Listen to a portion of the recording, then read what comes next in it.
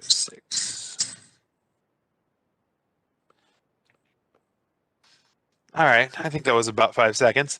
All right, so this is the traffic committee meeting for Monday, December 7th for the city of Mission Viejo.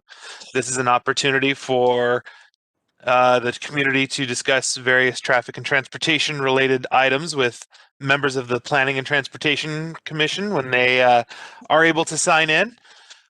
So with that, we can go ahead and do some quick introductions before we move into our agenda for the day. I'm Brett Kennedy. I'm the transportation analyst for the city of Mission Viejo.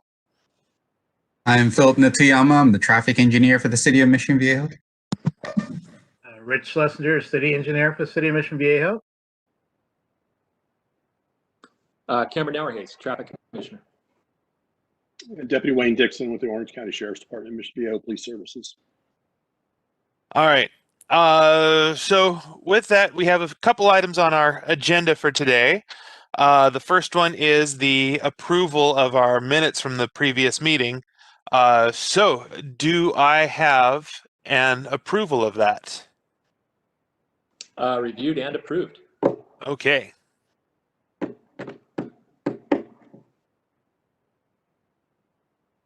So that moves us on to item number 2, which is speed humps on Valparaiso Drive. This is Philip's item to present, so I'll turn it over to him for our staff presentation.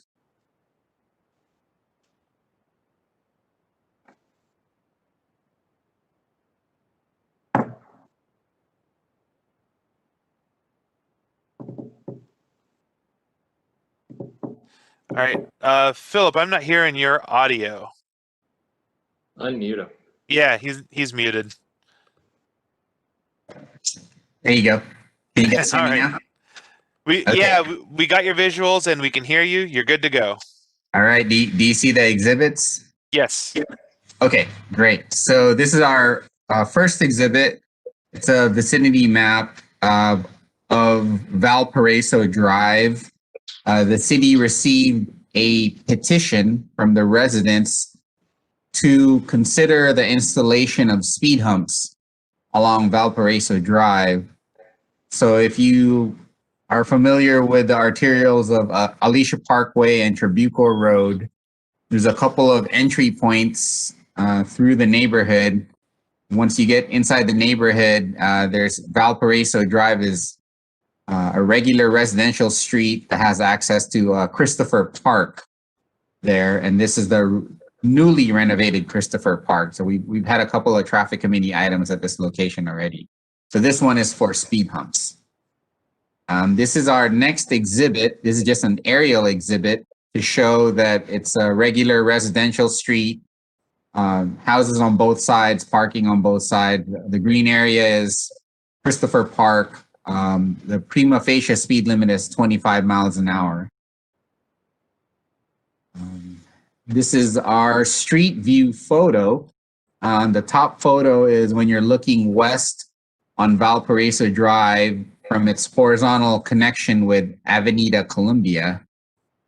So Valparaiso Drive, as you can see here, it has a grade going up.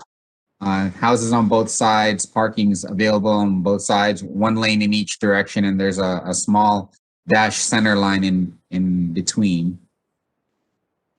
The bottom photo is when we're located on Valparaiso Drive and Paulo Lane. So the left is Paulo Lane. It's an uncontrolled intersection, which means there's no stop signs or yield signs. On the right is one of the entrances to Christopher Park. It's getting a lot of attention now because it's been newly renovated. And then you can see there's a vertical grade straight ahead. This is a second page of our attachment 2. Now you're on the opposite side of Valparaiso Drive looking east. You're entering from San Esteban Drive. As you can see, again, it's one lane in each direction. There's another vertical curve straight ahead. And then the bottom photo, this is looking east on Valparaiso Drive at its intersection with Salvador Drive. This is a flat portion of Valparaiso Drive without any horizontal or vertical curves. So this is our first technical exhibit. We, based on the signature petition we received, we took traffic counts and a speed survey out there. As shown on the exhibit, there's two yellow symbols that look like dumbbells, and we put tube counters out there for 24 hours and then measured the number of cars that drove over the tube counters. So the one on the left, the westernmost tube counter, there was 484 cars in one day. The one on the right, there was 279 cars in one day. And then in the middle, there's an arrow which points to two sides. That's where we took the speed survey, and we took the 85th percentile of all the cars that were surveyed, equated to 26 miles an hour. So that's the criteria that we've collected. The traffic counts were conducted on a Thursday, October 29, and the speed survey was conducted on the same day, Thursday, from 1:30 to 3. So the speed hump criteria, based on our city council approved speed hump policy, there's supposed to be 2,000 vehicles a day on a street. So as you can see on here, that doesn't meet that criteria. Another criteria for speed humps is that the 85th percentile should be 32 miles an hour on a residential street. And as you can see, that's not warranted based on the speed survey that we collected as well. I'll go to the next page. This is our vertical grade analysis page. So the red line represents a 2-foot contour, and the yellow line represents a 10-foot contour. So the more red and yellow lines you see, the more change there is in elevation. What I did was I broke the street up into 5 segments. So if we're gonna go from left to right, the first segment is from San Esteban to Via San Gil, and that there's a grade there of 7.5%. So the speed hump criteria is we cannot construct speed humps on vertical grades greater than 5%. So that first segment is over 5%. The second segment from Via San Gil to Salvador, it's a negative 2.45, which is within the 5% max. So that's an eligible location for speed humps. Segment 3, Salvador to the horizontal curve, there's a 0.7% grade, so that portion is eligible for speed humps. The fourth segment, the yellow one, is from the horizontal curve to Palo Lane, and this is the portion that's right in front of Christopher Park. That one has a horizontal grade, a downward grade of negative 7.9%. So that portion is not eligible for speed humps as well. And then the last segment, the blue part on the top right with an arrow, is from Palo Lane, which is directly in front of Christopher Park, to the horizontal curve to the right. There's a grade of 3.6%. It's a slight grade, but you can still construct speed humps there if it's eligible. So that's that exhibit. And then this exhibit is our speed hump criteria. The City Council approved 10 specific criteria, technical criteria for speed humps. I'm just going to go through this quickly. To start the speed hump process, we needed a signature petition from 2/3 of the homes on the street. And there were 40 homes out of 56 that signed in support of a speed hump analysis.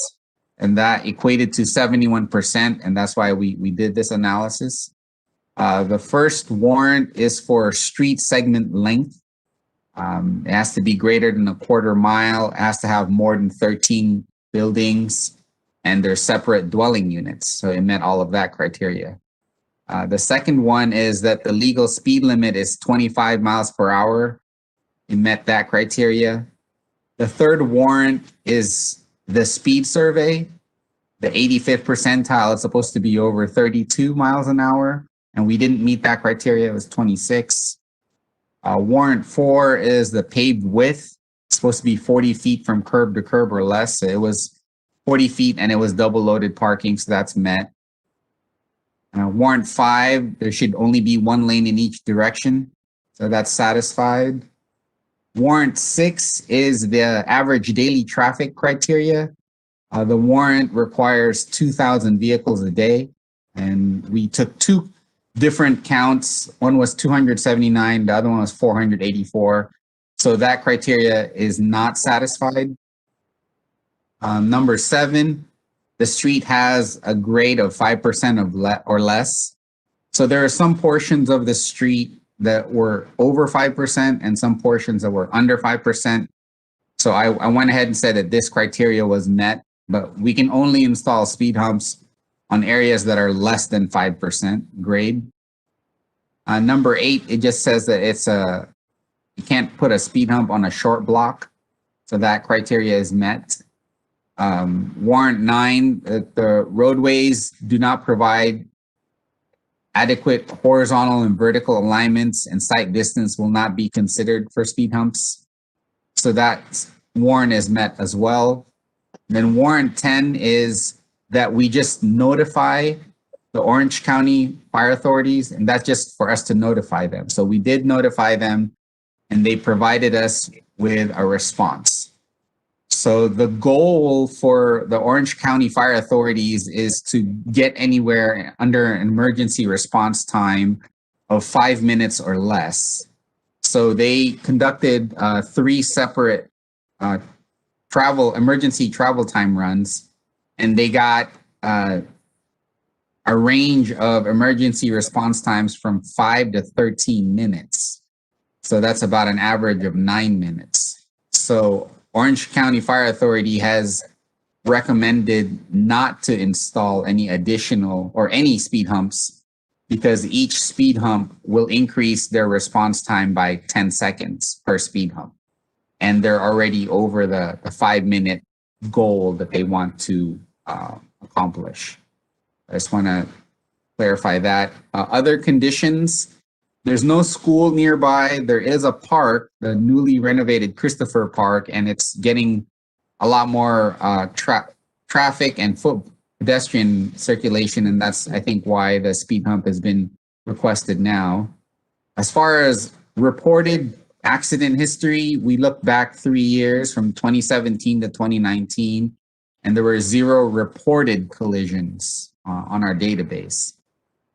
Special circumstances, again, OCFA responded. They were opposed to any speed humps. OCFA does not own the street, so they do not have the authority to approve or deny speed humps, but they can provide input. So that's what they had recommended. This next attachment is our speed hump policies and guidelines. This just says what the procedure is to basically start a speed hump petition and then go through the 10 warrants like we just did. And then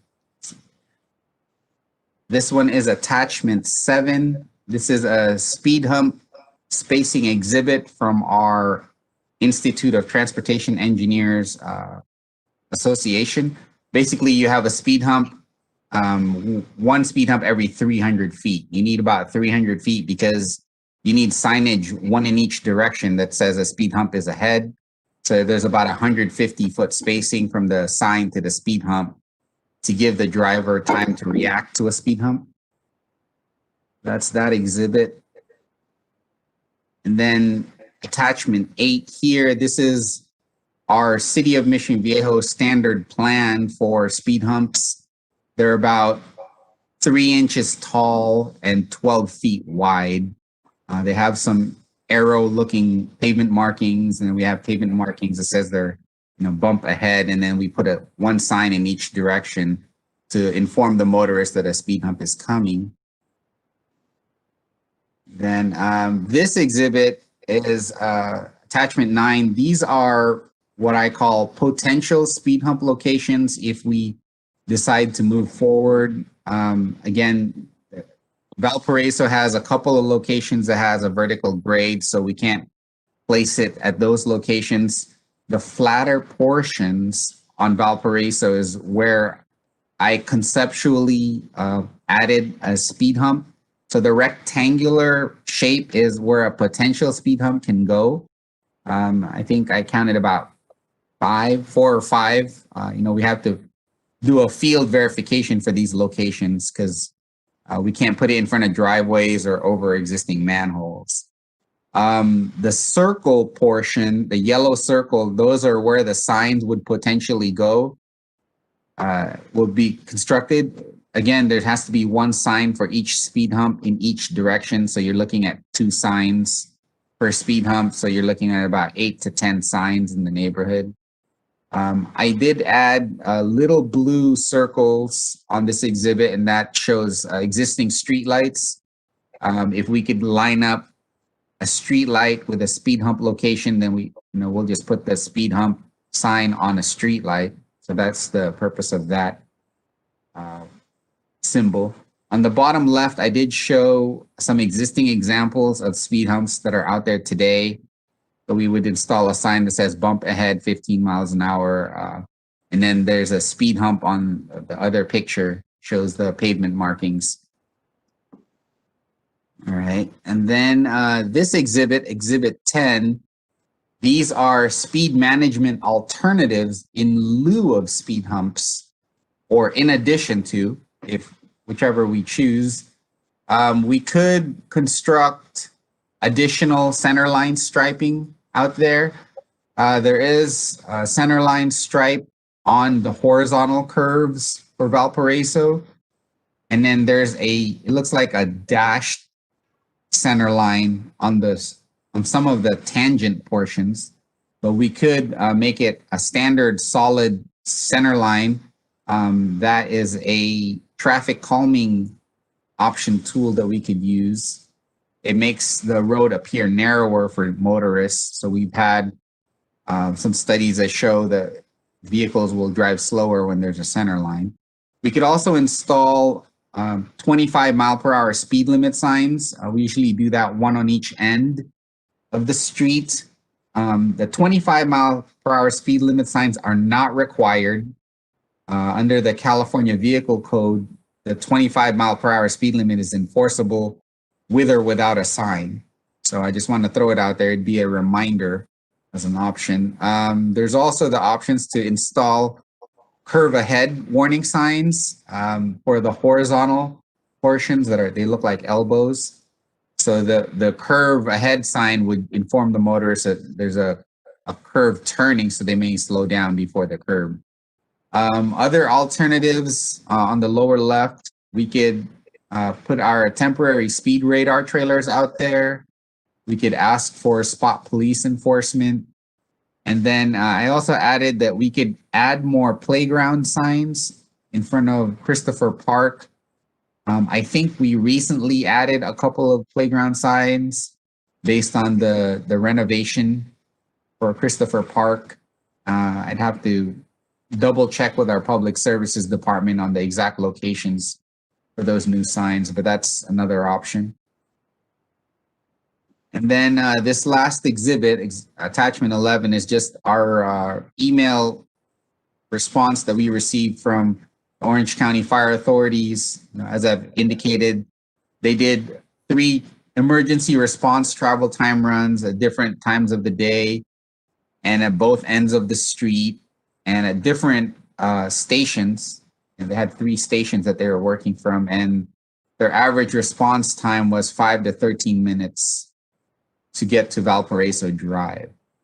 So that concludes my presentation, and I'm open to any questions that you guys might have in regards to the presentation. I do have some resident comments to read, but I'll read that after I answer any questions about the presentation. I have no questions. Deputy Dixon, did you have any questions? No questions? No questions. Okay, so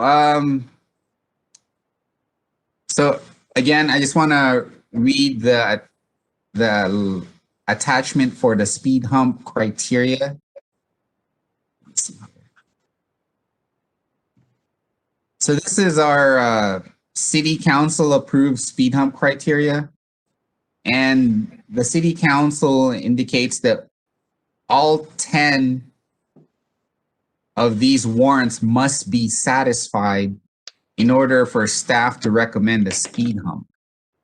So since we did not meet the criteria for the speed survey and the average daily traffic, as it stands now, staff would not recommend the installation of speed humps. So I want to make that very clear. Okay. So now that we don't have any questions, I'll go ahead and read the comments that we received for this agenda item. Okay. Can you guys see the comments? Yes. Okay. So the first comment came from Mr. and Mrs. Charles and Dolores Swagert. Sir, my wife and I agree with the request for speed humps along Valparaiso Drive, and in addition would request the addition of a raised road lines to the street on Valparaiso Drive and continuing on Avenida Columbia, since drivers coming down Valparaiso often cross over to the oncoming lane at the transition of Avenida Columbia. We have been lucky not to have a head-on collision to date. In the past, we did come home one day and found a car up on the sidewalk in front of our house, which could have been possibly the result there avoiding crash. So that's the first comment. The second comment is from Miss Lorraine Shubin. Hello, I just have a few concerns to voice after receiving a notice of a traffic committee meeting on December 7 where possible speed humps on Valparaiso Drive will be addressed. As a longtime resident of Valparaiso Drive, I do not feel speed humps are necessary for the following reasons. One, there are simply not that many cars traveling on Valparaiso. Two, the street does not feed a main street, so the cars that do travel on the street are not going that fast. Three, the item mentioned in the report that speed humps slow down emergency response vehicles is a cause for concern. Thank you for taking a few minutes to read my concerns and giving them consideration. And then our third comment is from Miss Cindy Panzaman. I wanted to make a comment with regards to the addition of speed humps on my street, Valparaiso Drive. As a 25-year resident, I have seen an increased usage of the road, particularly by the newly renovated Christopher Park where we reside. Both corners, Avenida Columbia coming into Valparaiso, along with coming around Valparaiso, turning left into the downhill portion towards the park, creates cars traveling at an increased rate of speed in both directions.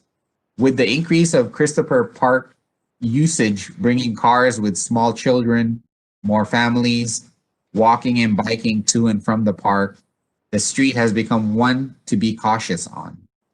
With the recent denial of a crosswalk or stop sign, the street residents are hoping for consideration of the speed humps. The speed humps would slow the traffic to proper speed limits to ensure the safety of our neighboring families. That was comment 3. So comment 4 is from Mr. Ken Coram. Greetings, I respectfully request that the motion for speed humps on Valparaiso Drive be denied. Here is my rationale.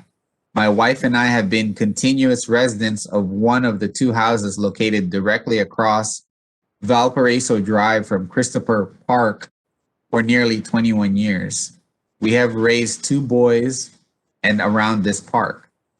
During this time, we have never experienced nor witnessed any traffic issues that in any way endangered pedestrians in or near the park. My observation is that there is not a pedestrian safety issue in this location. While I understand the desire to be proactive relative to pedestrian safety, I believe that there are less draconian measures that can be taken before going as far as installing speed humps. For instance, installation of a stop sign at the intersection of Valparaiso Drive and Paulo Lane would be a great first step. It's hard to believe that there is not one already. In addition, actual marked crosswalks, posted speed limit, and caution signs could help as well. My specific issue with the installation of speed humps in this location is increased traffic noise. As you are aware, this location is located on a hill. The noise already created by vehicles accelerating and decelerating up and down the hill is noticeable from our home. The addition of speed humps in this location would only increase noise pollution. The thought of the sound of the many delivery trucks as well as local residents slowing and accelerating to negotiate speed humps is disturbing.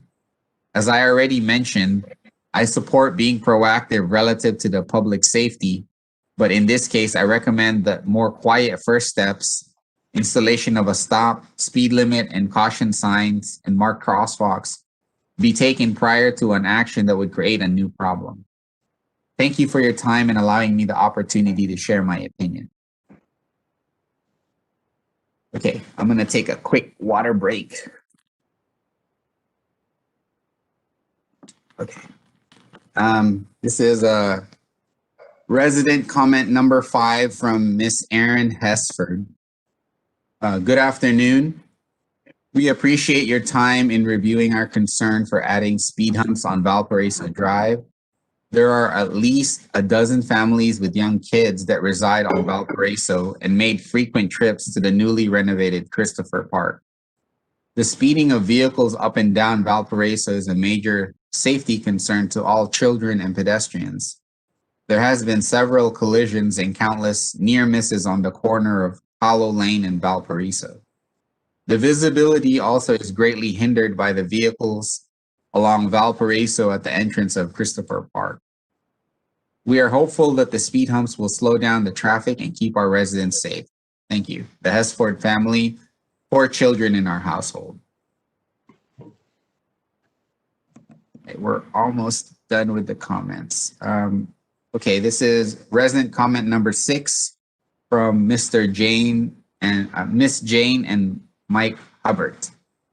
To Mission Viejo Traffic Committee, my name is Jan Hubbard and my husband Mike have lived here on Christopher Park from its beginning in 1972, 48 years.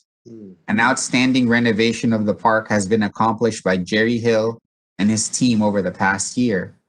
The traffic on foot and citizens driving in to enjoy this beautiful park has increased considerably as a result.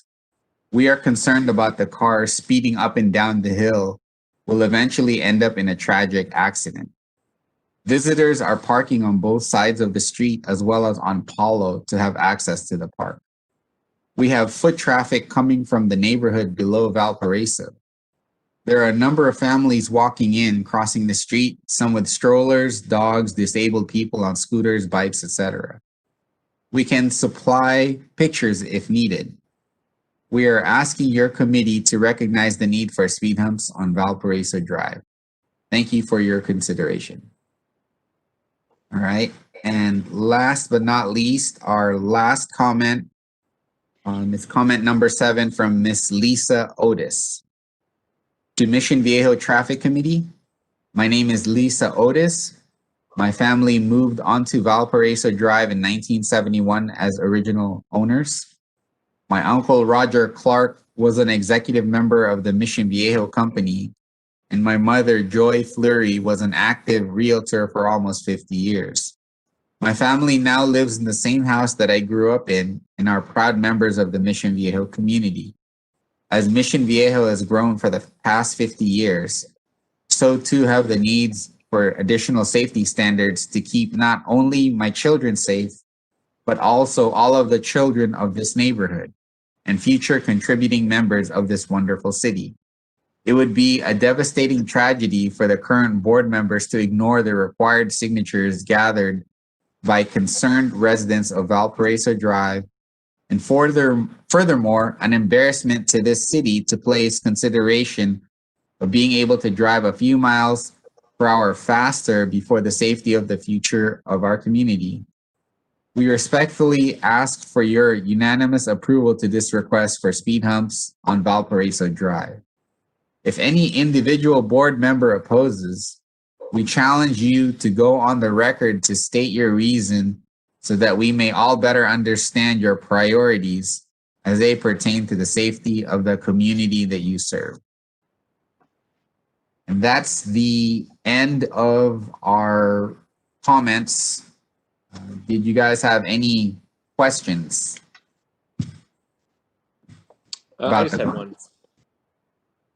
Sure, go ahead. The map that you showed is north up on that map. Assuming the direction, just so I get my directions right. Which exhibit were you referring to? Oh, that's a good. Well, the one that had the speed limit signs on it. Oh, okay.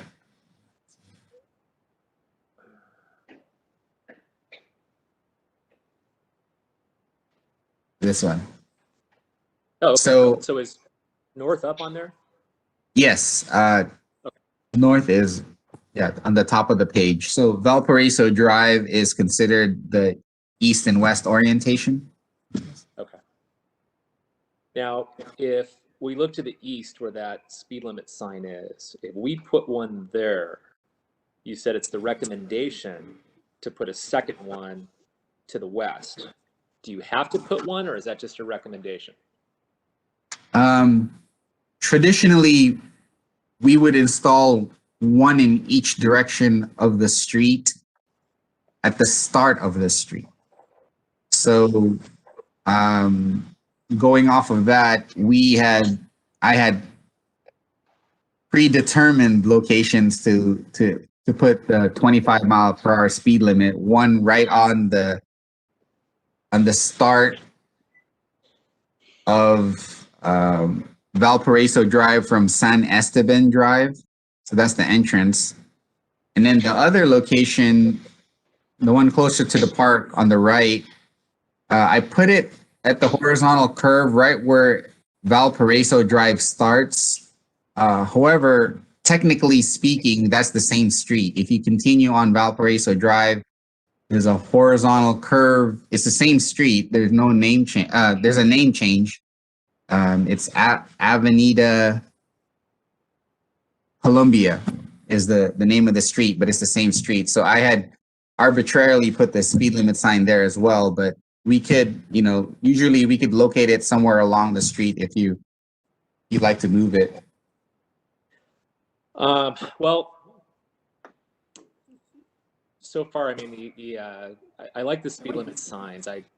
I'm made up my mind regarding the speed humps, but as far as the speed limit signs, I'm not a big advocate of putting signs in residential areas if we don't have to. However, this looks like to the west a water tank. Is that correct? Yes. Okay. So that sign would go more on, it wouldn't go out front of somebody's house. It looks like it's basically near that water tank. Correct. Okay. So kind of with that thought process, the sign to the east, I know you said you arbitrarily put it there. If there's a way to put it somewhere where it's not in front of somebody's house, is there any property over there or any city easement that we could put that on over there? I have a street view photo that I could share for that horizontal curve. Or would it go like on a light standard over there? Yeah. So this first photo, this is right when you enter Valparaiso from Avenida Colombia from the east. There isn't a light standard until you get to about halfway down, which is right in front of the Christopher Park. So there's a handful of houses before that. I don't think there's a light standard, so we would have to put a new pole up. Usually We usually put the pole in between houses, not in front of their front doors, but where there's a boundary where two houses are shared. So, Okay. Yeah, I'm ready to render a decision. If there is anybody else that has anything. I was just wondering about the average daily traffic volume right now with COVID going on, and it's probably going to be a skewed number compared to what normally is going on. Is my guess. I don't know if we have an older ADT from pre-COVID in that area that would reflect something differently. And as far as I, go ahead. Okay, so yeah, that's a good point. We don't have any traffic counts before COVID because this is a residential street.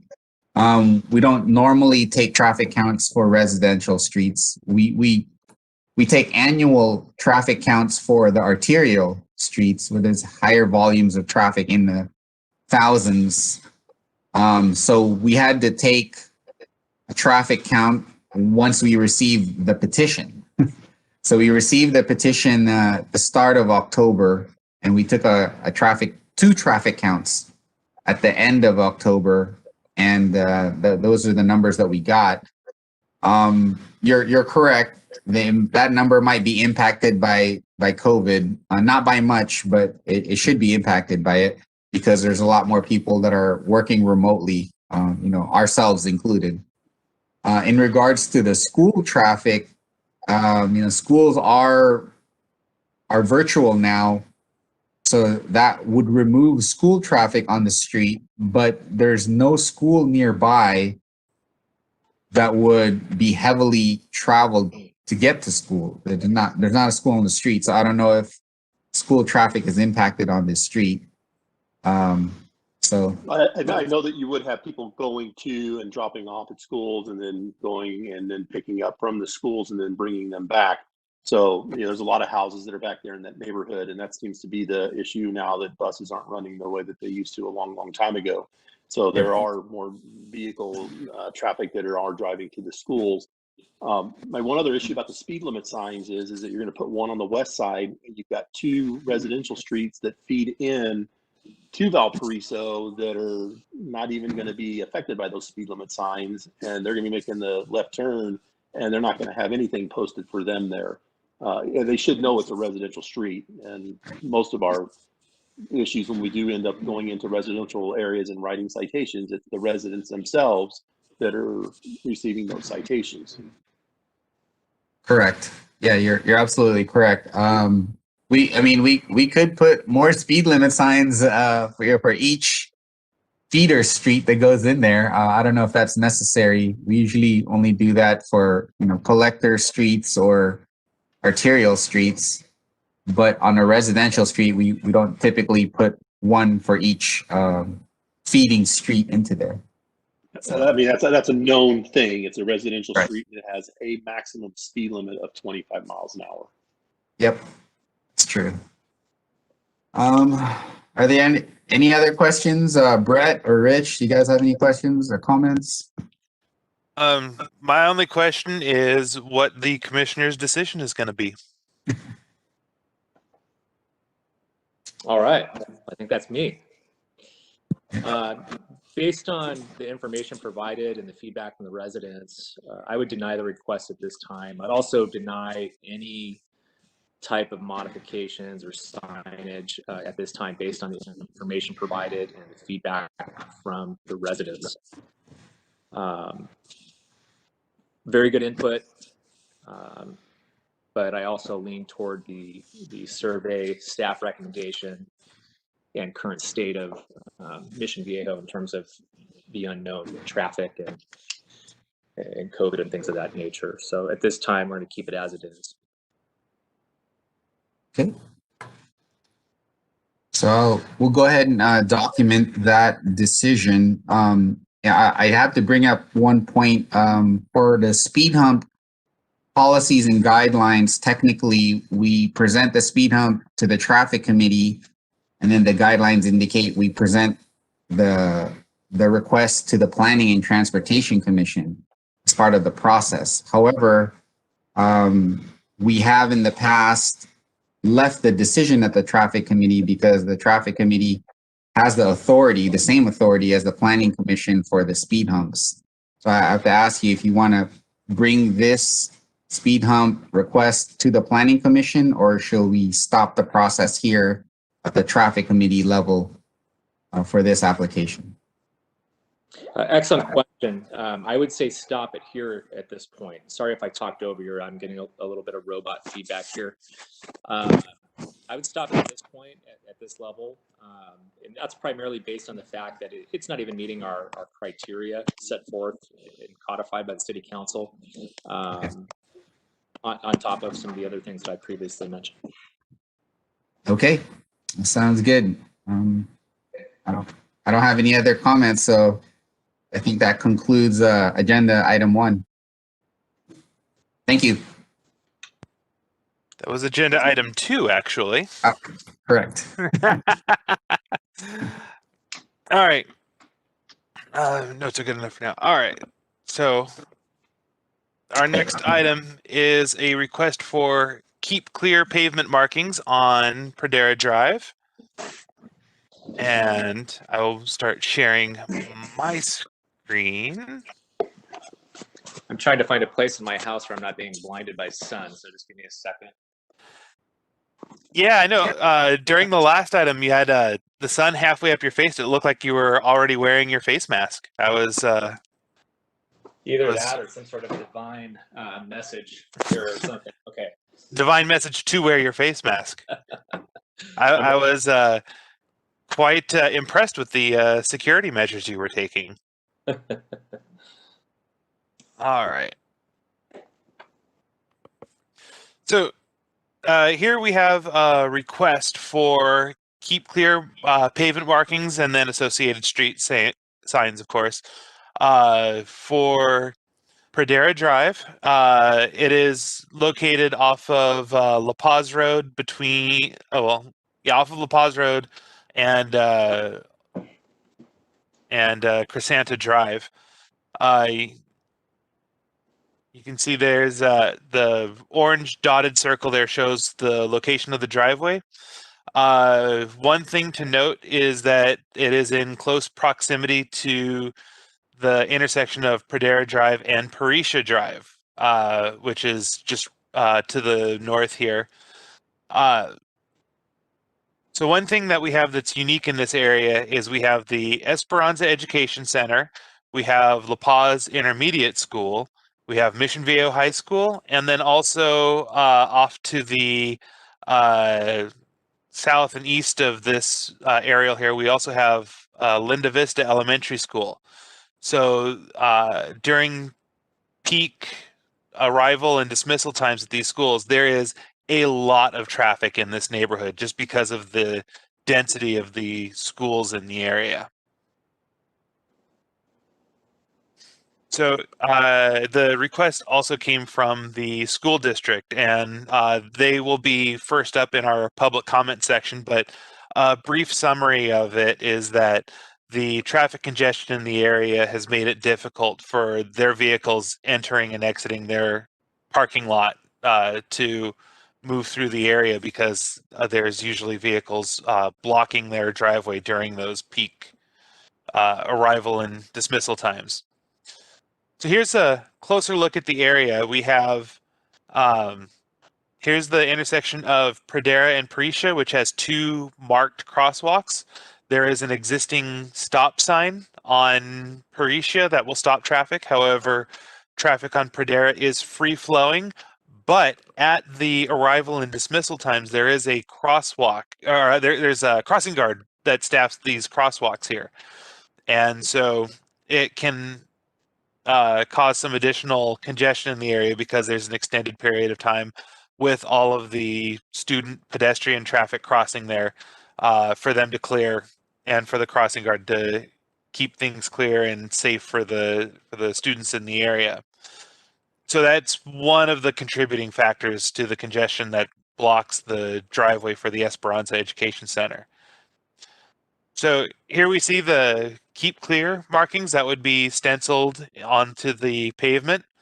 There is an existing do not block driveway sign that will show in the photo section of the report, located next to the school driveway. We are proposing the installation of do not block intersection sign going the other direction, which would be northbound on Pradera in advance to supplement those pavement markings.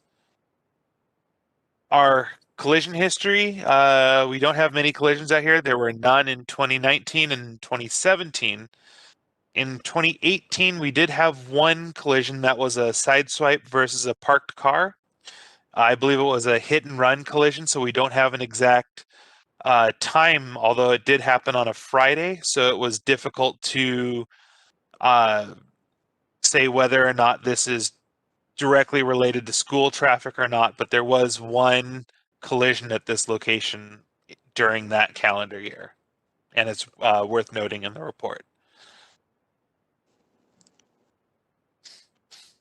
Here, this is the sample from our manual on uniform traffic control devices showing the proper roadway stenciling, and it also gives us some other options of keep clear or the lettering that says do not block, and then we also have options of having the border around it.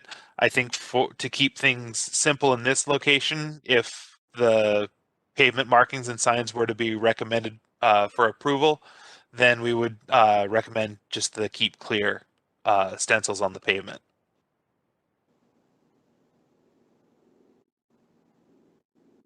So here we have photos of the location. There's the school sign for the Esperanza Education Center, and the driveway is located right there. There's the picture of the old do not block driveway sign. So I think one of the action items that will come out of this meeting would be to see about replacing that with a better, more visible sign. This is the intersection adjacent to the driveway. This is Pradera, and then the street coming in from the left is Parisha. And this photo is just to show the close proximity this intersection has with the driveway. And so it doesn't take very many vehicles to stack up here waiting for the crossing guard to clear students out of the crosswalks before that driveway would become blocked. This is another photo of the driveway looking across the street. This is where the keep clear markings would be located. There's another photo for, looking south from the intersection of Pradera and Parisha. We also have some existing school signage here pointing out the marked crosswalk. And finally, this is the view looking out of the driveway across the street. The purpose of this photo is to show that the keep clear markings would be stenciled on the roadway directly in front of one resident's driveway too. So that concludes the presentation portion of this report. We have public comments coming up next, unless there are any questions I can answer right now. No questions from me. Was that one from Wayne? Yes, sir. Long time ago, La Paz Intermediate had traffic signs installed at the entrance, the only way into and out of the school, the same as Esperanza, which restricted left turns into and out of the school from 0730 to 0830, and then in the afternoon from a specific time, because there are 4 schools located in and around this area, and everybody's coming in and trying to get out off of Pradera down to Crescenta, back to La Paz. Esperanza is part of Saddleback Valley also, and I think that if we're going to do anything there, that it should be restricted to the same controls that we have in place at La Paz Intermediate to keep the traffic flowing and make it the right turns into and out of that driveway at the hours that they're doing their drop off and their pickups. Okay. Yeah, that's something else we can consider here. I don't know, Philip, do you have any comment on that so far? Or do you want to save that for a discussion after the public comments? Yeah, let's talk about it after the public comments. Okay. Then if there are no further discussion items here, we can move on to that portion. Here's the first comment that comes directly from the school district itself. It says the Saddleback Valley Unified School District wants to thank the City of Mission Viejo Traffic Committee and staff for taking the time to hear the request of Esperanza Education Center. We ask that a clear pathway sign be marked on the road, allowing our parking lot to have clear access to both lanes of traffic. We have special needs students, and most travel to and from school on district-provided buses. Our start and end times are concurrent with La Paz Intermediate School at 8:30 and at 2:30. Every morning and afternoon, you will find bumper-to-bumper traffic south on Pradera, and vehicles, especially buses, cannot exit our parking lot. Painting a keep clear sign would allow exiting our parking lot during these times. Thank you for considering our request. And that is from Ray Beakey, who is the principal of the Esperanza Education Center.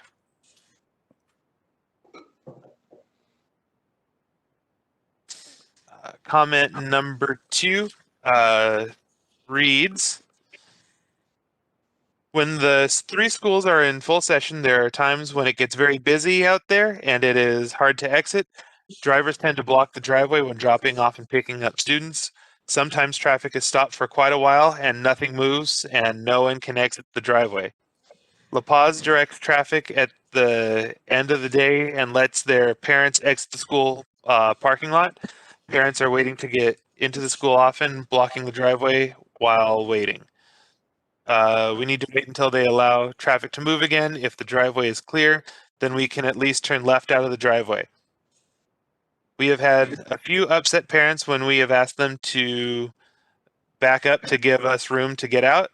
It will prevent horns honking and people getting upset with one another. It will also be safer because it is hard to see traffic coming up the hill when there are lines of cars out there. Thank you for your consideration, and that's from Heidi Suzek.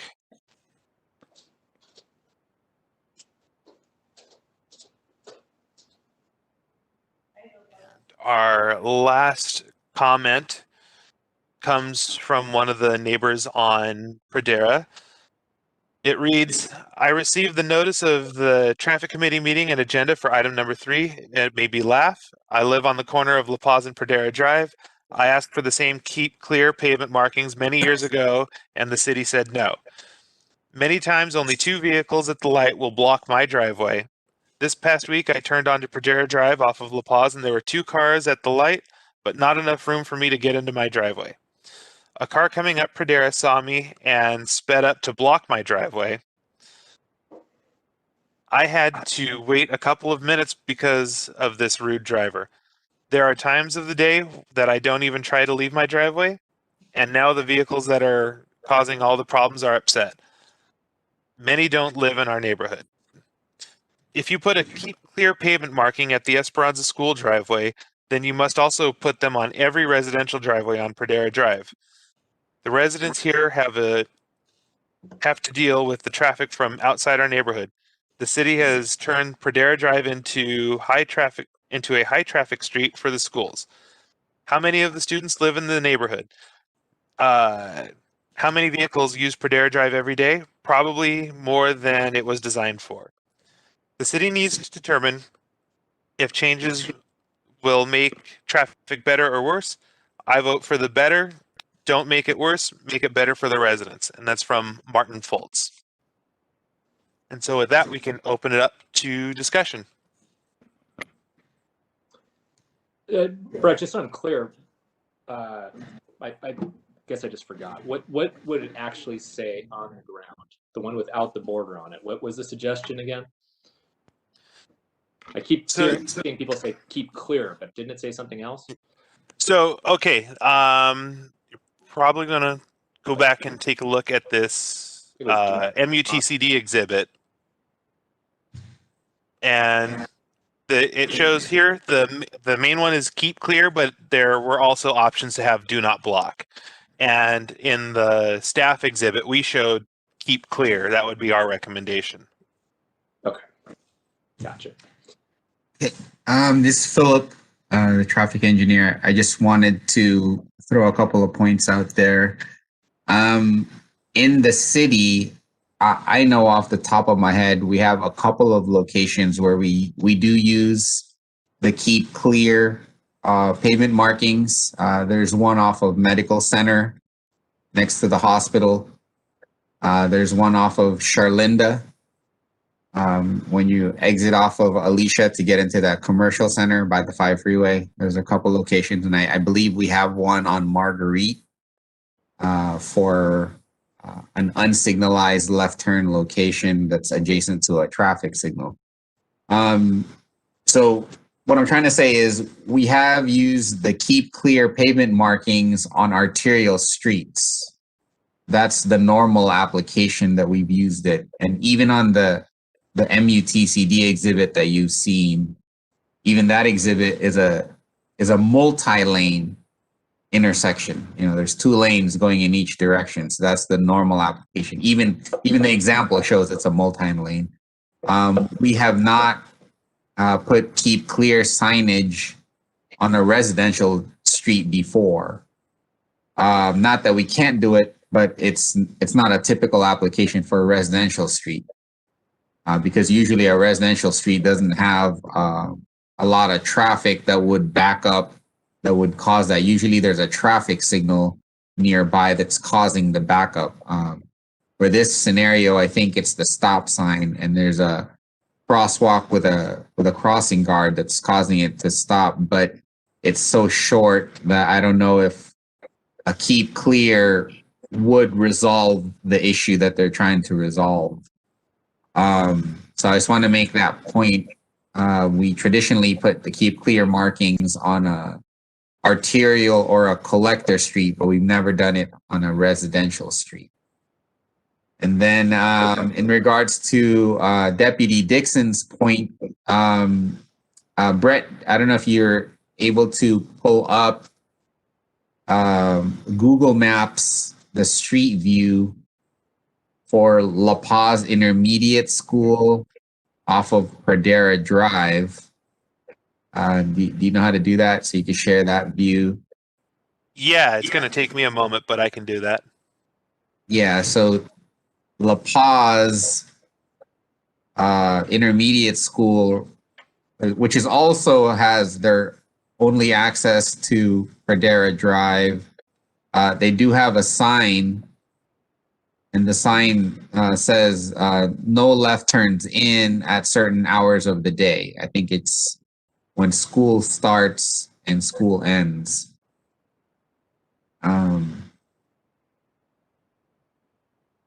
I'll let Brett bring it up. So there, yeah, there's a sign there. You zoom in. A little challenging to see it, but there is a sign. Are you using Internet Explorer or Google Maps?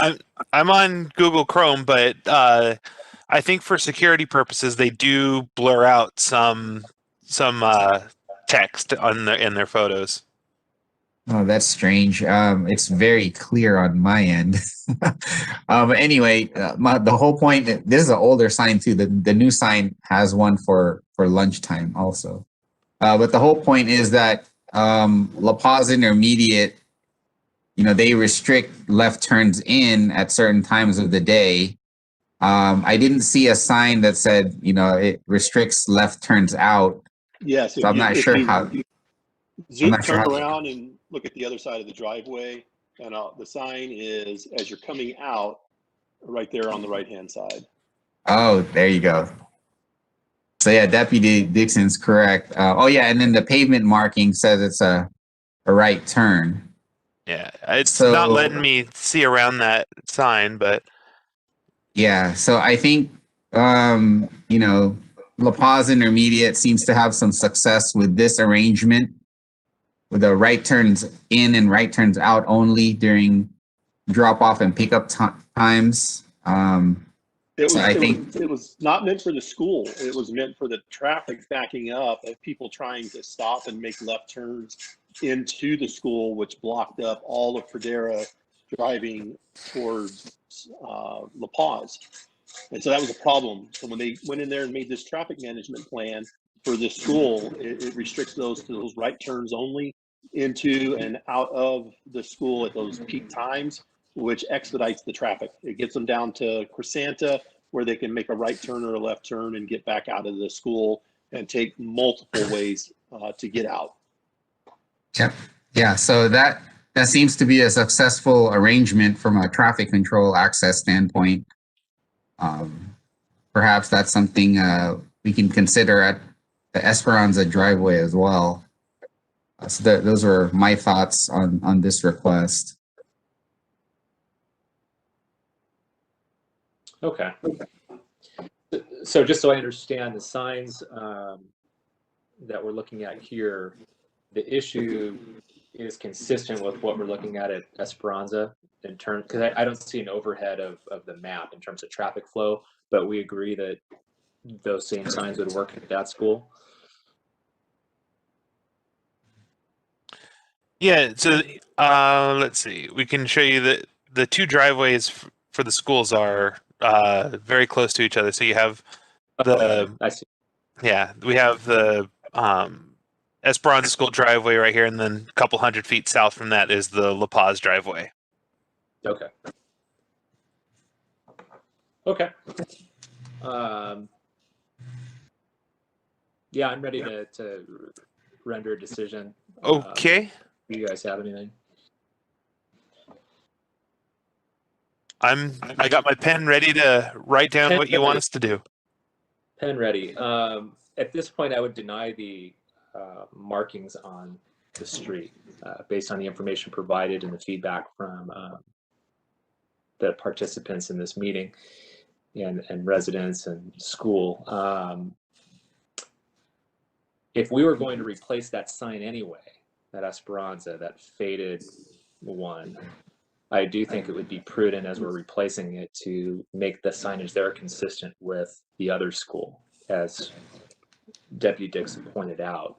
I mean, ultimately, our sheriffs have to deal with that madness over there. And I believe it's already in the vehicle code. I'm a little rusty, but maybe 22101-ish, Deputy Dixon, about not obeying traffic control devices.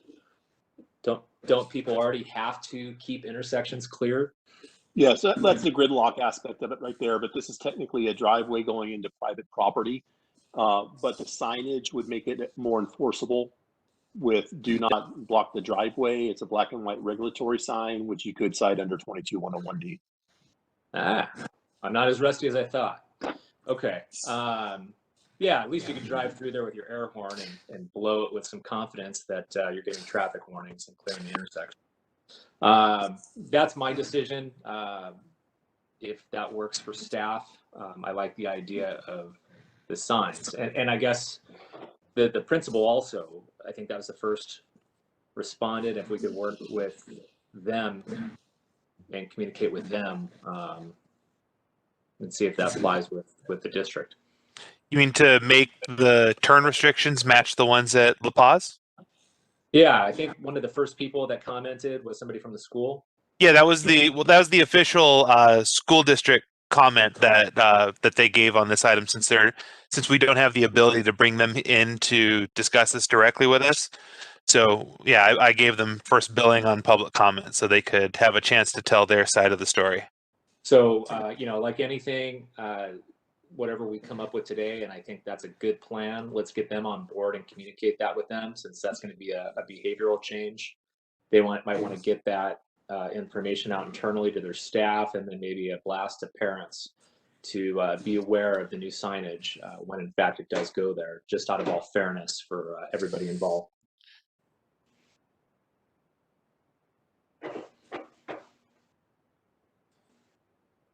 And that's all. And just so you know, for the most part, when the city does go in and put in new signage, we're not jumping on it and trying to bang people. We're trying to educate at the same time. On Geronimo, when they added the extra right turn lane onto Acero Drive, like they put the orange flags up. We were out there for months, educating people not to make the turns. The Good. same with the no U-turns established up on Marguerite and Santa Margarita Parkway and Los Alisos and Santa Margarita Parkway.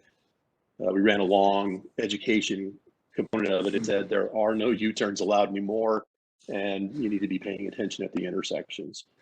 Yeah, I love it. That's the right thing to do because, months from now, you could have the school calling the sheriffs going, hey, people are violating, our sign. And the first question I would have is, education. Did we tell the parents about it? Did we tell the neighbors about it? So I appreciate that, Deputy. No problem. Okay, so just to summarize, the action item I have is to deny the request for the pavement markings and then to work with the district on getting the existing sign that's out there replaced, renewed, so it's more effective, and to work with them on if making turn restrictions there, if those match the ones at La Paz, if those would help the traffic flow. Yes. Okay. That, and then if there's no other comments, I think we can move on to our next item. Do it. All right. So next on our agenda is a traffic collision analysis at the intersection of Los Alisos Boulevard and Brussels Avenue. And Philip will begin that presentation as soon as I can figure out how to let him screen share and turn mine off.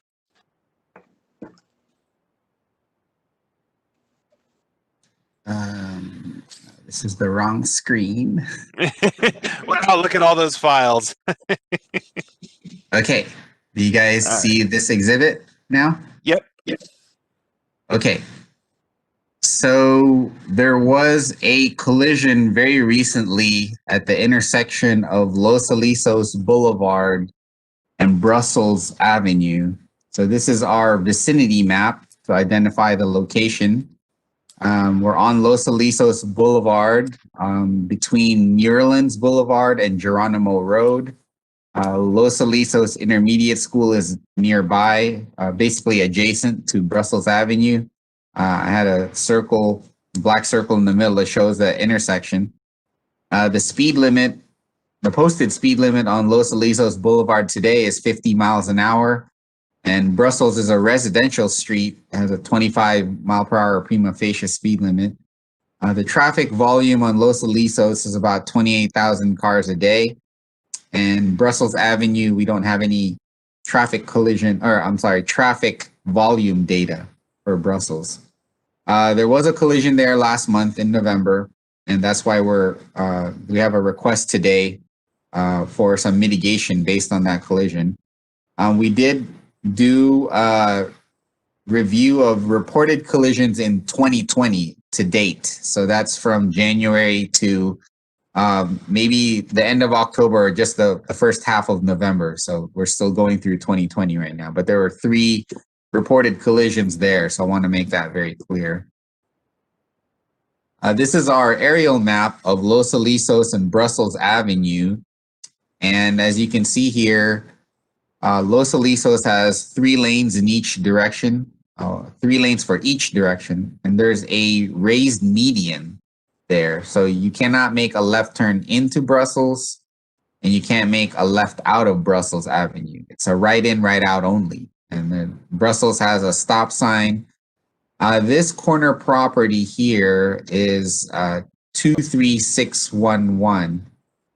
And this is, I put a red square on there. This is where the collision occurred. This residential street parallel to Los Alisos is Rangoon Street. So this is actually the property address, 23611 Rangoon Street.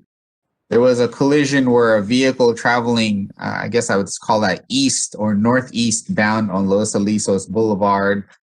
They crashed through the corner wall of that property, the 23611. I believe it hit a tree and then the vehicle flipped upside down and fell into the pool of the resident. So the resident had a lot of concerns and they're asking for specifically some mitigation measures at this intersection to protect their family. based on that collision. So here is our street view photo. This is when you're traveling eastbound on Los Alisos Boulevard.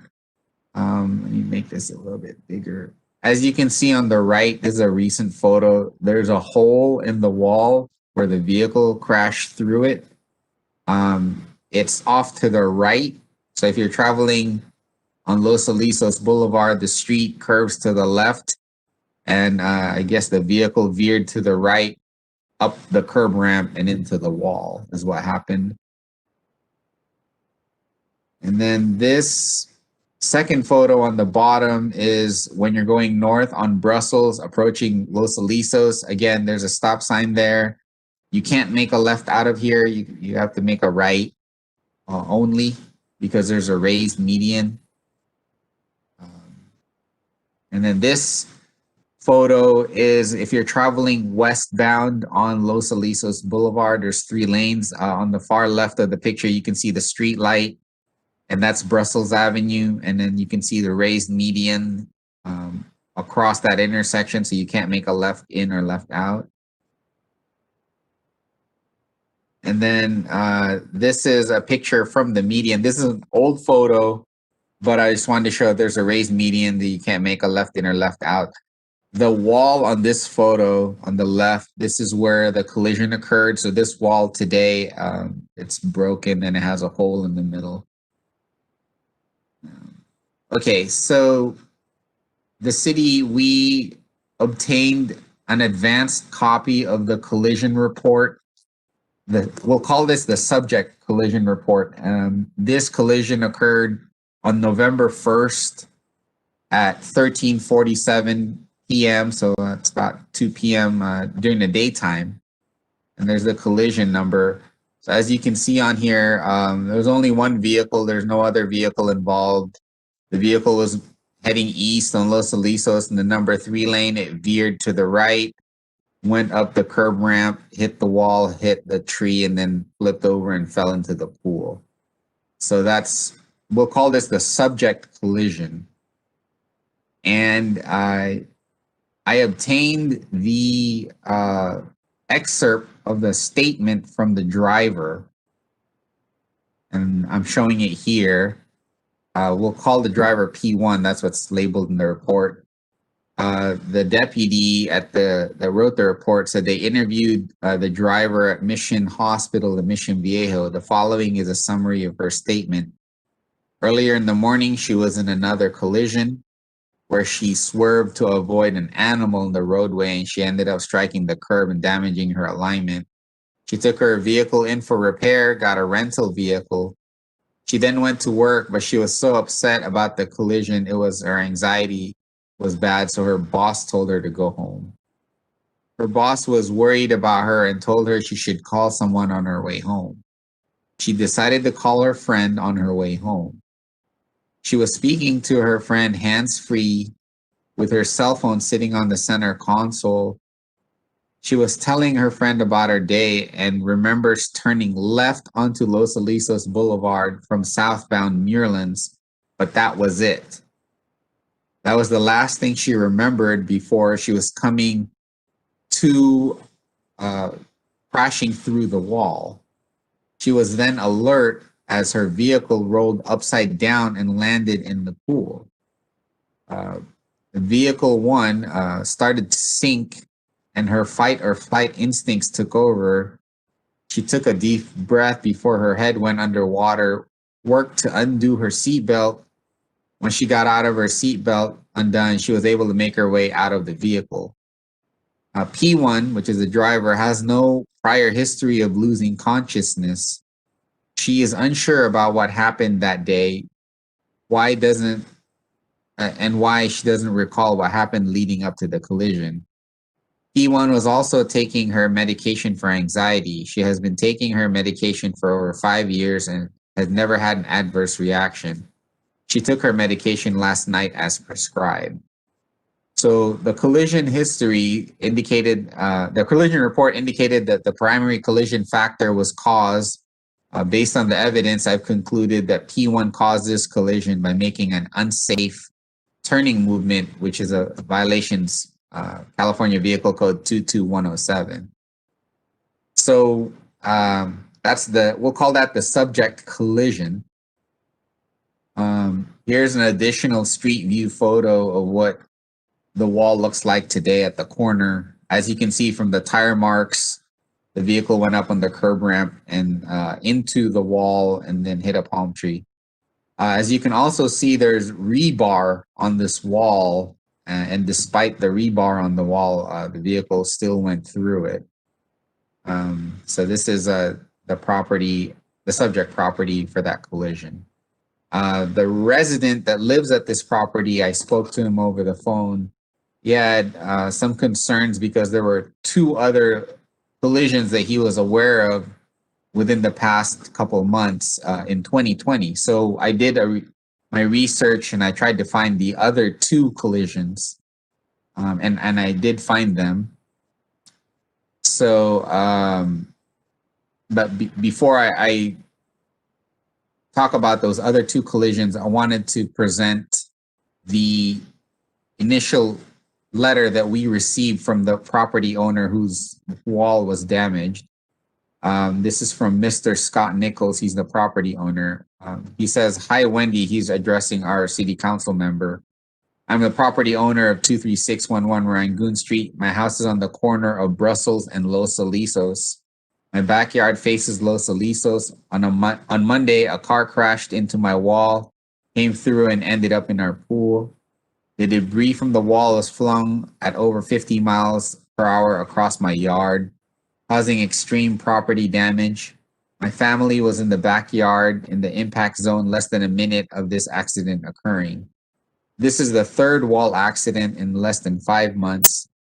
Both of my neighbors next to me have had cars crash through their backyard wall. When cars are traveling from Muirlands towards Geronimo, they face directly at my house until the turn at the top of the hill by Brussels.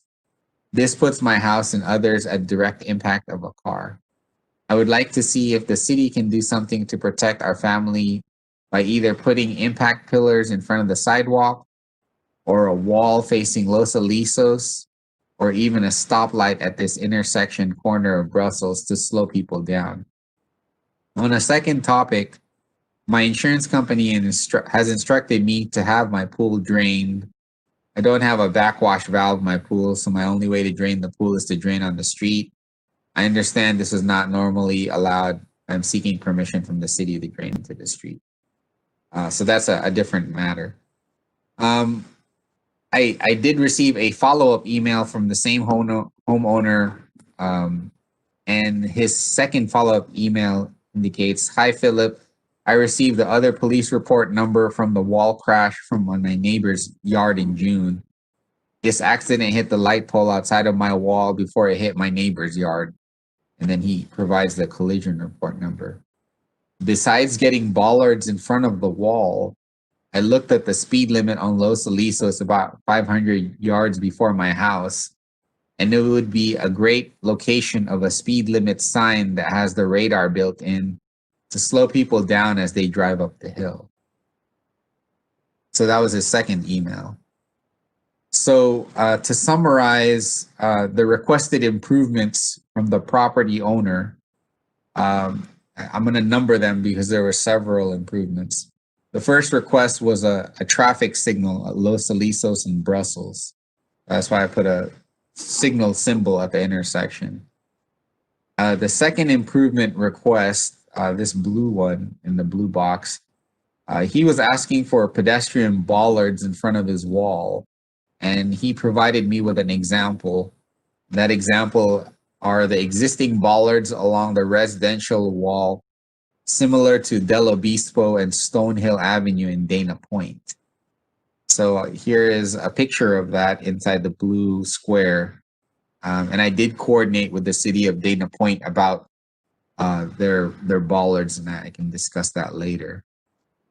And then in the follow-up email from the resident, his improvement request was a speed feedback sign on Los Alisos Boulevard above the existing speed limit sign. So this is what the yellow sign is for.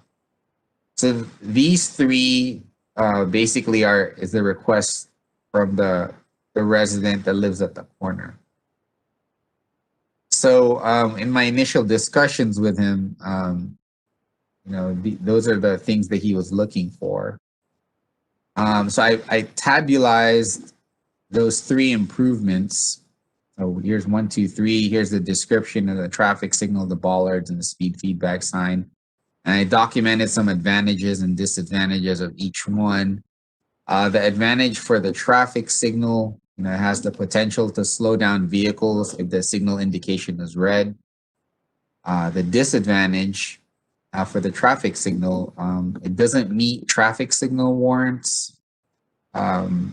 Traffic signal warrants are typically based on broadside collisions or traffic volume warrant. So neither one of those are met.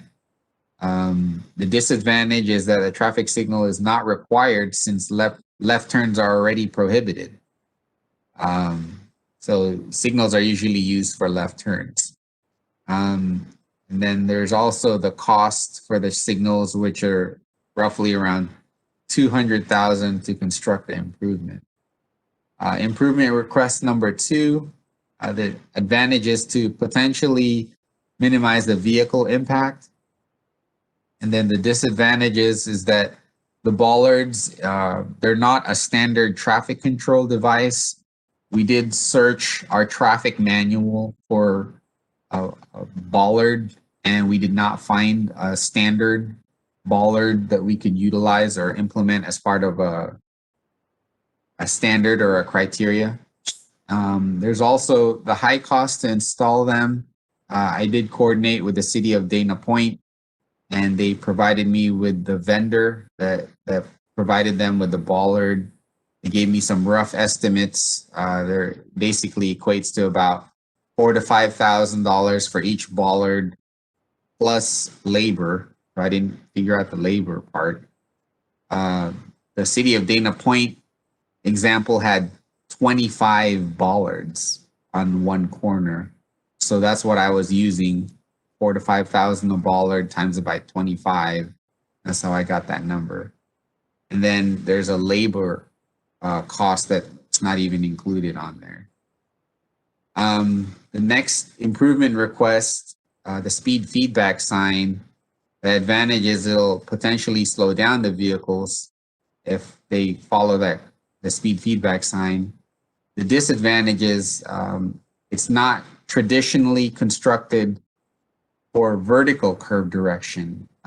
So when you're driving east on Los Alisos, you're going up towards Brussels. We traditionally put speed feedback signs when the vertical grade is going down. That's where cars typically pick up their speed, is on a downhill, not an uphill. There's a medium cost to construct this improvement. We recently constructed a couple of them. They're in the range of $10,000 to $20,000. The speed feedback sign, the last disadvantage is it does not directly address the primary collision factor. The collision factor was an unsafe turn. It did not indicate an unsafe speed. So it leads us to believe that the vehicle is traveling at the posted speed limit rather than above the speed limit, the posted speed limit. So that's a summary of the improvement request. So I'm going to let other staff speak in a minute, but I want to just finish my presentation. I know that our city engineer has some comments about these improvement requests. Okay, so the resident informed us that there were 2 other collisions that occurred very recently.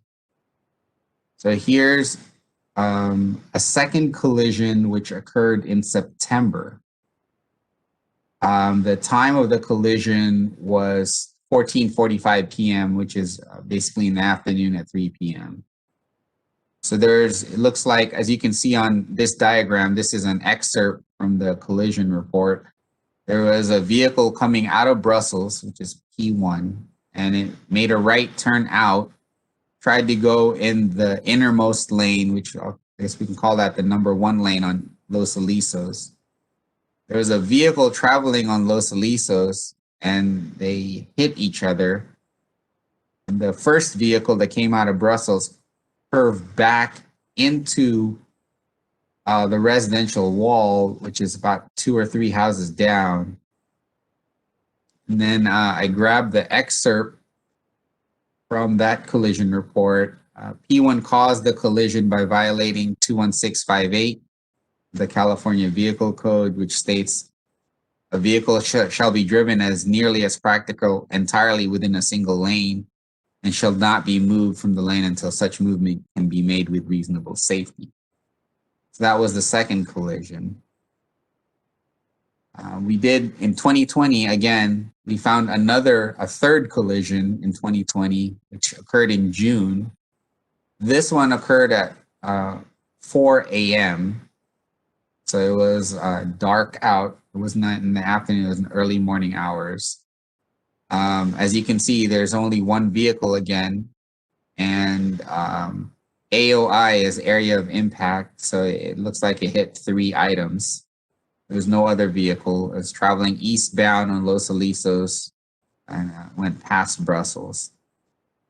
Here's the statement from the driver.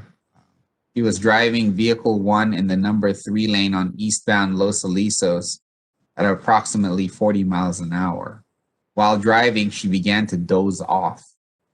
She woke up to vehicle 1 colliding with a light pole. P1 caused this collision by operating vehicle 1 while sleepy and fatigued. So that's the excerpt from the third collision in 2020. So traditionally, we review collisions 3 years back. So we did that analysis as well. So this is another collision in 2019. So this is more than a year ago. This is on April 29, 2019. There was a collision at 8:10 a.m. There was a pedestrian walking westbound on Los Alisos, and then there was a vehicle coming north on Brussels Avenue and collided with a pedestrian at the intersection. The excerpt from the collision report indicates the cause of this collision was D1 violating vehicle code 21950. The driver of a vehicle shall yield the right-of-way to a pedestrian crossing the roadway within any marked crosswalk or within an unmarked crosswalk on an intersection. This was determined from both driver and pedestrian statements. So we looked even further back from 2019. In 2018, there were 0 collisions on Los Alisos and Brussels. And then in 2017, there was 1 collision at Los Alisos and Brussels. That occurred in August 24, 2017. The time was 2:10 a.m. So again, that's in the middle of the night. There's a vehicle that was driving eastbound and it hit AOI, again, is area of impact. It hit 3 items. And the excerpt indicated that E1 caused this collision by driving in violation of California Vehicle Code 23152A, driving under the influence of alcohol. He also caused this collision by violating CVC 22107, unsafe turn. So I'm almost done. So here is a summary of the collision history on Los Alisos and Brussels Avenue. So in 2020, or up to October or November, there were 3 collisions. One was in November 1, one was in September 9, one was in June 2020. And then in 2019, there was 1 collision. 2018, there were 0 collisions. 2017, there was 1 collision. The primary collision factors, driver lost consciousness while driving. Driver did not merge into adjacent lane. Driver fell asleep. Driver failed to yield to pedestrian, and then driving under the influence. And then here's the California Vehicle Code that was used in each collision report. 22107, 21658, 22107, 21950, and 23152.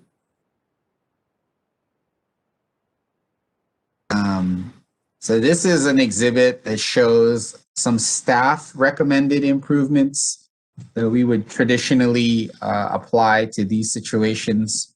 There is a existing speed limit sign on Los Alisos today. If you're heading eastbound on Los Alisos prior to Brussels, staff is proposing to install a proposed curve ahead warning sign. As you can see that Los Alisos curves to the left on this exhibit, right at the intersection with Brussels.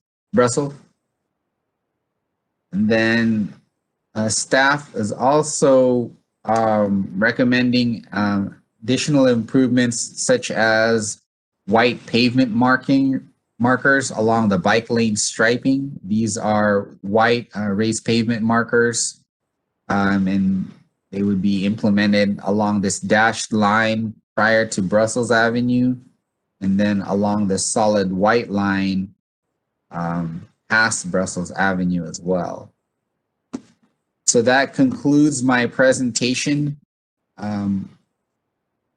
Before I ask if anybody else has any questions, I think our city engineer, Rich Schlesinger, wanted to add some comments. So Rich, you want to take it away, add some comments? Yeah, I mean, Phil did an excellent job of summarizing everything, but we did a lot of research, and typically when you look at crash attenuation devices, you either want to absorb the energy from the impact or deflect it. The last thing you want to do is impale a driver, which is unfortunately what would happen if you put bollards around there. Typically, you'd only use bollards if there was a next to like a walkway promenade with a lot of pedestrian traffic, and you're trying to avoid people getting on there at any cost, or in front of a building where you want to again stop a vehicle immediately. Obviously, if there was bollards here, in this particular case, we probably would have most likely killed the driver. And so there's not a good crash control device that could be installed in that location. One thing we did look at is when Philip talked about putting the raised pavement markers down on the stripes, we talked about reducing the spacing to 6 feet, with the intent that if a driver started to cross over them, they get that thumping noise right away and hopefully, draw their attention to the fact that they were drifting over or there was a curve ahead. Several of these accidents where drivers falling asleep, it sounds like, maybe that would help, maybe it wouldn't, but it's something that we can do to try and alleviate the situation that might help a little bit. And that summarizes all the additional input we put on it. All right. Thank you for your comments, Rich. So I'll ask the traffic committee if anybody else has any questions about this agenda item.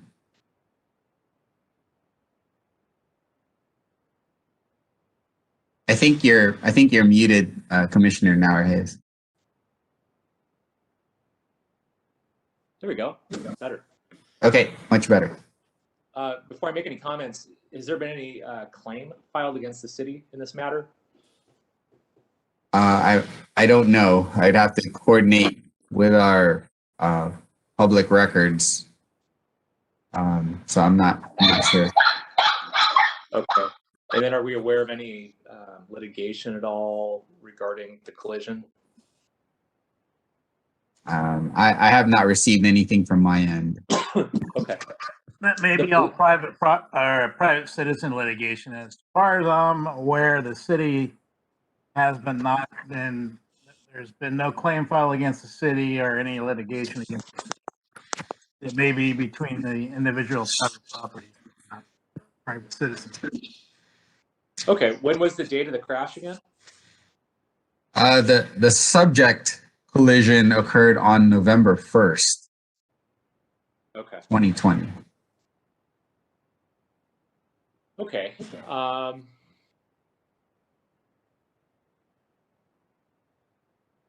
And then that report, you said it was a preliminary report. Has that report been approved yet and been released to any of the parties? I had to pull some strings to get a copy of that report.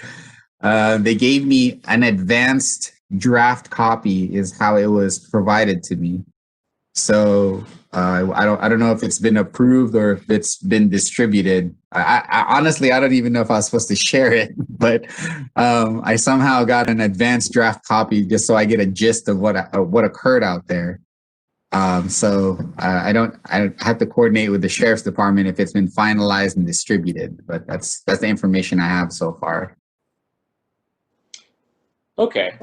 I mean, there's just a lot going on in that crash with the story you read from the report and the multiple AOIs and everything else. So it's just an unusual case and story. As far as Los Alisos goes, I mean, I would agree with you guys that, you know, those lane, I forgot what they're called, the little bumps that you put in the roadway may help. But Los Alisos seems like a road where people want to avoid El Toro and avoid Lake Forest. I don't know if Deputy Dixon would agree with that, but sometimes those late hours of the night, drivers like to take those less conspicuous routes up Los Alisos. So I'm not sure if those bumps would prevent a crash, because the instances in these crashes were, I mean, these people are going to crash anyway by the sound of it. Los Lisos has had a lot of crashes on there. There's been several fatalities. I've been working in the city for many years, and I've been a motor deputy for many years. We've had several fatalities. The majority of those are always going to be a DUI-related traffic collision, where we have a loss of life. This collision, I can't really comment on it. I don't know what the report in total says. The traffic office will approve it eventually, and then it'll be made available to the parties that need it. I don't think there was any city property damaged on this one. It sounds like it's private property, and then just a single vehicle into the wall. We do speed enforcement on Los Alisos quite a bit, all up and down Los Alisos. We work the intersection of Los Alisos and Muralens quite a bit for illegal turns. It's got a pretty good line of sight when you're on that roadway. I think inattention, drowsiness probably contributes to a lot of those collisions, and just the way that road's designed, it puts this gentleman or this family's home right in the line of where that vehicle is going to travel, just through inertia. And maybe the alert sign up there might, mitigate some of the problems, but if somebody falls asleep, they're asleep, and you're not going to stop that. Okay. Before I suggest anything, I think at this juncture, this is still pretty fresh, and I'm not sure anything that we'd come up with today would have prevented this. That was I mean, what a story. Thank God the young lady was okay, but I don't know why speed wasn't a primary collision factor, but man, to have 5 AOIs that started that far back and to end up upside down in a swimming pool through a rebar reinforced wall, I'm speculating that speed probably was a factor in that. I'm also concerned that this may have been a potential DUI. I don't know the whole report. I don't know if there's a criminal aspect to this report, but it talks about the person taking medication also. So I don't know if we can table this till a later meeting so we can do maybe some more research. I hate to make any decisions when a claim may come in and it looks like we're acknowledging the fact that there may be some kind of a unsafe condition without really looking at it from a 1,000-yard view.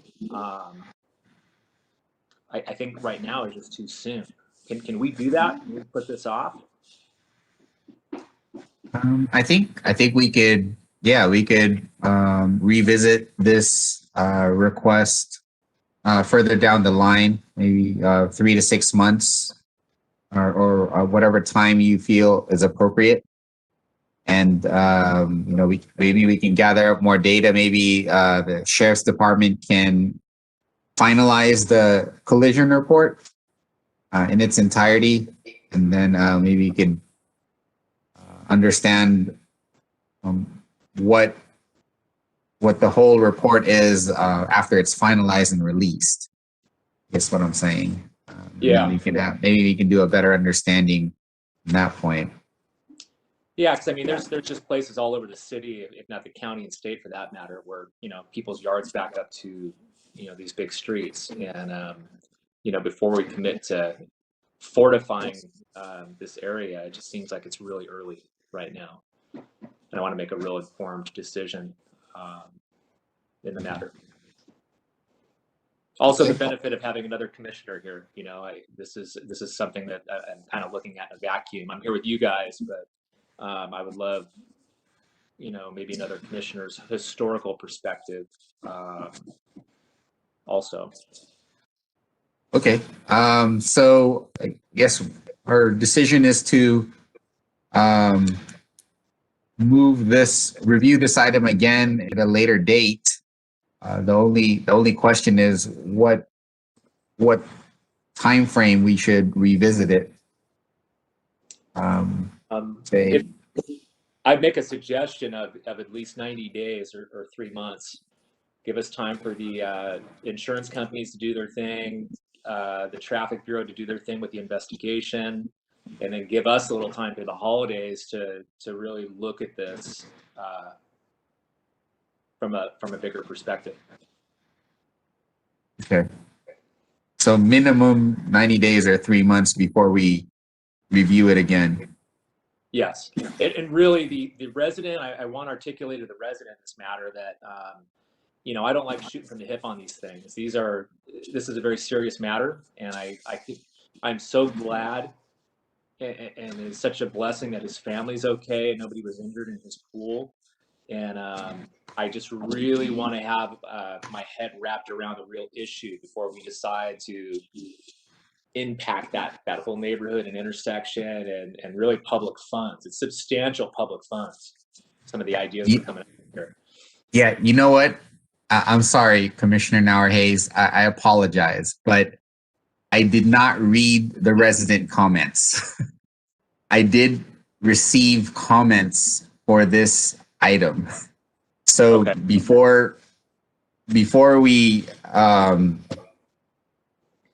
make a decision, do you mind if I read those comments to the traffic committee before we make a decision? It's not going to change my stance. So I don't know what the rule is on that. It's not going to change my decision on it. We could either hold the comments since we're tabling the discussion, or if there's some rule where you must read them, then go ahead and read them. But based on what I've heard so far, there isn't a resident comment that's going to change my perspective on making a decision on this. It's too early. Okay. That's a tough one. No, it's just, we have to treat the written comments as if someone came to attend the meeting today. So in that case, if they took the time to submit a written comment, we at least need to have that read and acknowledged. And then even if it means that we're still going to delay a decision on this item until more information can be found, at least we still have to provide the residents the opportunity to be heard. So I think we need to still proceed with the comments. Okay, carry on. Okay. All right. So I'll read these as quickly as I can. I think I received 3 or 4 comments, so I'm just going to read these really quickly. The first comment was from Mr. Sal Baldo to Mission Viejo Traffic Committee. Greetings and thank you for this opportunity to speak. Dear distinguished city leaders, my name is Sal Baldo, resident 25392 Brussels Avenue, and over a 20-year homeowner. Over those years, we have been very lucky that our children, residents, and students walking home from Los Alisos Junior High have not resulted in injuries and deaths due to the fact that this street has become a thoroughfare for city, fire, police, Amazon, and many commercial vehicles cutting through our residents from Alicia Parkway at Poe Avenue, where there have been multiple accidents also, through Brussels Avenue to reach Los Alisos Boulevard.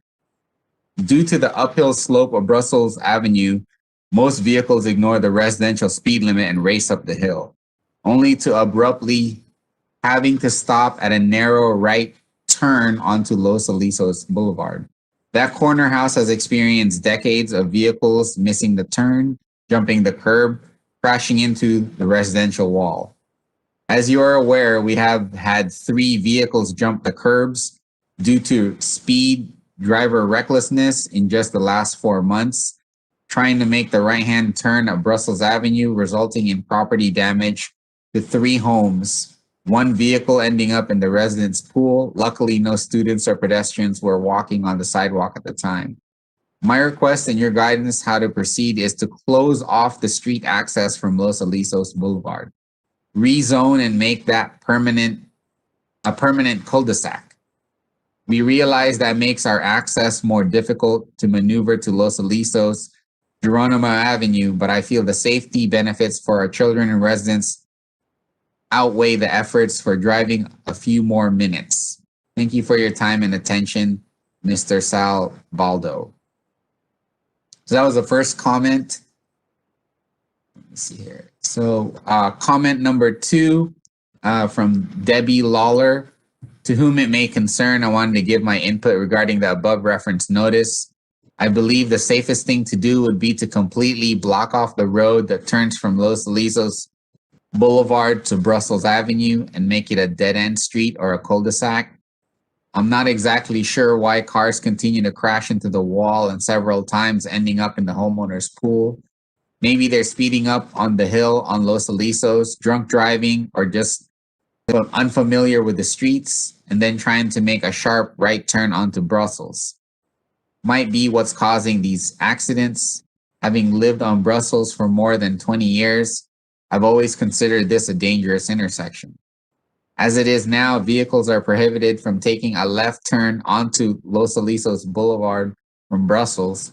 They can't turn left onto Brussels when heading west downhill from Los Alisos. So blocking this particular intersection shouldn't inconvenience anyone because there are several alternate streets they can take to get them into and out of the neighborhood.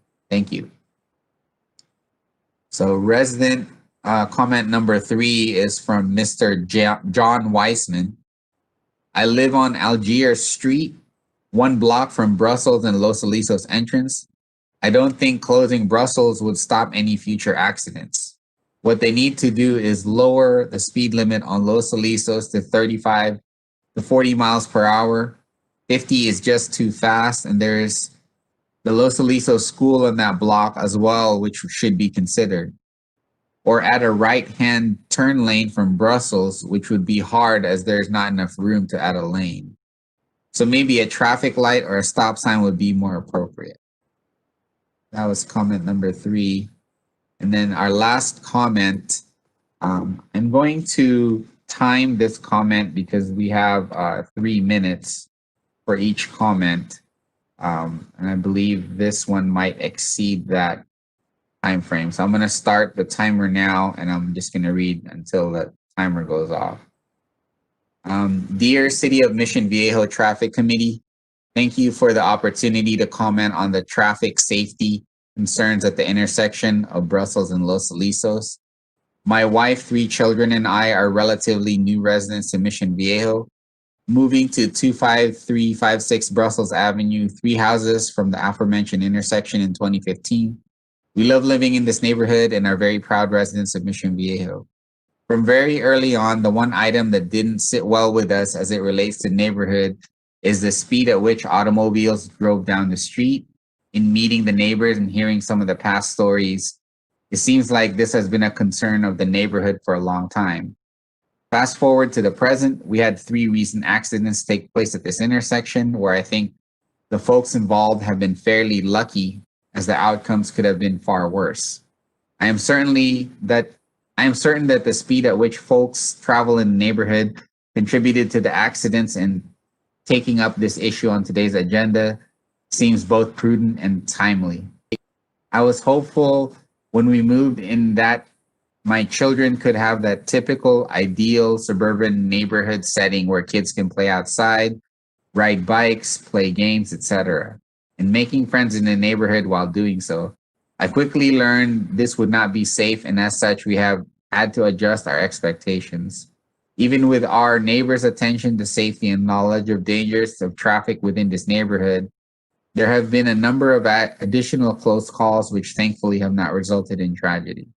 As I look to the future, knowing that my oldest, a 15-year-old, will be driving soon, I'm concerned of the additional risks that will come along this, not simply because she is driving, but because of the speed at which people travel through the neighborhood.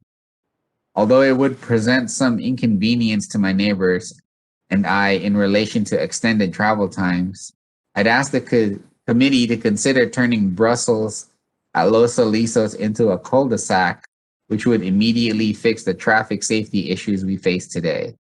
Thank you again for soliciting our comments and providing us an opportunity to speak on this very important issue.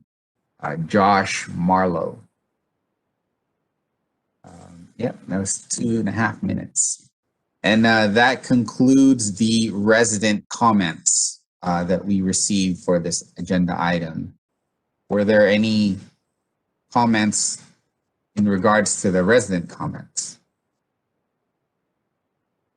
It sounds like there's a lot more issues on Brussels than there is on Los Alisos. Perhaps, yeah, there's a lot of requests for a cul-de-sac at Brussels and Los Alisos.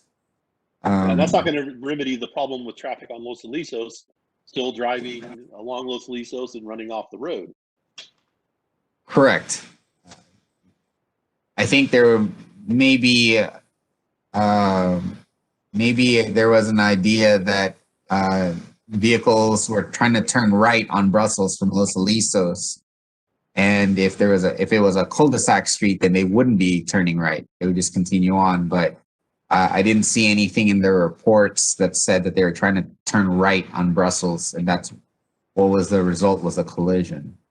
Yeah. So that may have been what they were trying to talk about. All right.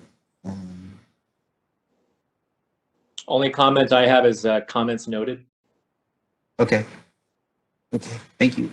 So that was all the comments that I received. I had 4 comments. I just wanted to read that out loud, give them the opportunity to speak. Okay. So I guess we're going to, the decision for this request is to bring it back to the traffic committee for review, minimum 90 days or 3 months before we revisit it. We're trying to gather more data and make sure that the collision report is finalized before making any decisions on any improvements. Is that a good assessment of the recommendation? Yeah, and just so the record reflects, all those comments were noted, and it does not affect my decision at this point, just to want to get more information and look into this matter further. As we could see, those comments really expanded the issue even more and kind of confused me even more what the real issue is out there. So I think 90 days is prudent. If we need more time at that point, we'll ask for it if it's possible. But thank you, and thank you to the community for showing such compassion and attention for the matter. All right. So that completes this agenda item. So I'm going to stop sharing my screen. All right. The last item on our agenda for today is updates. And so this is an opportunity for you guys to ask us, staff, for updates on any other projects going on in town. One update I have for you is I've actually been receiving emails from the principal of Esperanza Education Center, and we're discussing having some sort of conversation about what they're looking for out there, and then hopefully bringing that back to a future meeting. So that's the status of that item. Do you have any other updates that you would like to have from us? I was just going to ask Deputy Dixon how that new little pork chop thing at Lanzarote and Alicia is working out. If he's seen any issues with that, or if people are catching on. It's actually opened up just about a week and a half ago, maybe 2 weeks ago, and yeah, they're catching on pretty quick. They had cones out for a while. The cones are down now, and it looks like it's a good safety enhancement. Good. Good. I have nothing further other than I probably won't see you guys till next year, and want to thank you guys for all the strong work throughout the year and treating your rookie traffic commissioner with respect as I navigate my way through the city culture. So I really appreciate that, and I hope all of you have a good holiday. Well, I think you're a seasoned traffic committee commissioner now. I think you've had five or six of them already, and then today you're flying solo. So you're definitely able to provide comments on the agenda items. So I'm a little concerned about Commissioner Leckness. We haven't heard from him. Didn't call back at all. Yeah, have you guys contacted him recently? You guys know if he's okay or? No. All right. So at this point, we would adjourn to our next meeting, but we don't have our next meeting scheduled because we're at the end of the year and the committee assignments are going to be redone at the Planning Commission level. So we're going to wait until January and see how things shake out before we schedule our next meeting date. So on that note, if there are any other, or if there's no other comments to be made, we can call this one adjourned at 5:03. So is there anything else? Nope. Just want to say happy holidays to everyone. Yeah. Yeah, stay safe out there. Happy holidays. All right, you guys too. All right. Yeah. Thank you so much, everyone. Take care. All right. Bye. All right. Bye.